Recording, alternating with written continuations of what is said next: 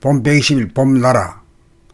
대뜸 봄이 나라는 것을 깨달으면 봄나라가 어떤 연고로 지어진 이름인지 알 것입니다. 나라는 말은 나라 국자를 연상하기 쉽습니다. 봄나라라는 말은 국가를 말하는 것이 아니라 봄이 나다라는 깨우쳐서 나온 말입니다. 봄이 나다라는 말 대신에 봄이 나라고 하여 봄나라가 된 것입니다. 봄은 눈에 보이지 않는 정신의 광명인지라 당장 깨닫기가 용이하지 않으므로 숨죽이고 봄이라고 봄에 수식어를 붙여 누구나 깨닫는 길을 제시하는 것입니다.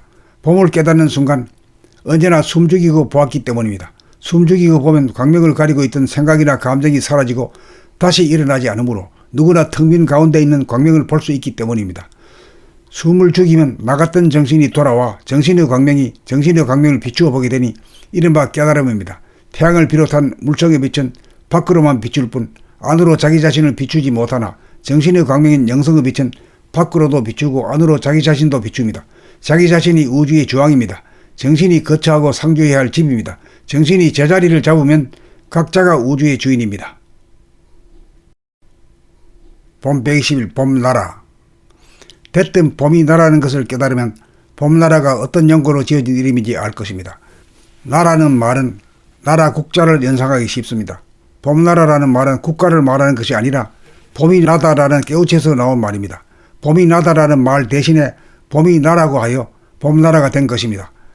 봄은 눈에 보이지 않는 정신의 광명인지라 당장 깨닫기가 용이하지 않으므로 숨죽이고 봄이라고 봄에 수식어를 붙여 누구나 깨닫는 길을 제시하는 것입니다.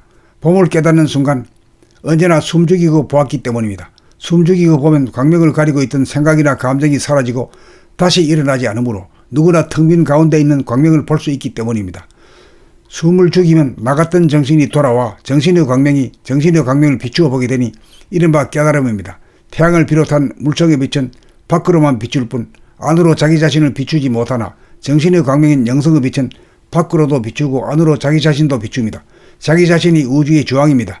정신이 거처하고 상주해야 할 집입니다. 정신이 제자리를 잡으면 각자가 우주의 주인입니다. 봄 120일 봄나라. 대뜸 봄이 나라는 것을 깨달으면 봄나라가 어떤 연고로 지어진 이름인지 알 것입니다. 나라는 말은 나라 국자를 연상하기 쉽습니다. 봄나라라는 말은 국가를 말하는 것이 아니라 봄이 나다라는 깨우쳐서 나온 말입니다. 봄이 나다라는 말 대신에 봄이 나라고 하여 봄나라가 된 것입니다. 봄은 눈에 보이지 않는 정신의 광명인지라 당장 깨닫기가 용이하지 않으므로 숨죽이고 봄이라고 봄에 수식어를 붙여 누구나 깨닫는 길을 제시하는 것입니다.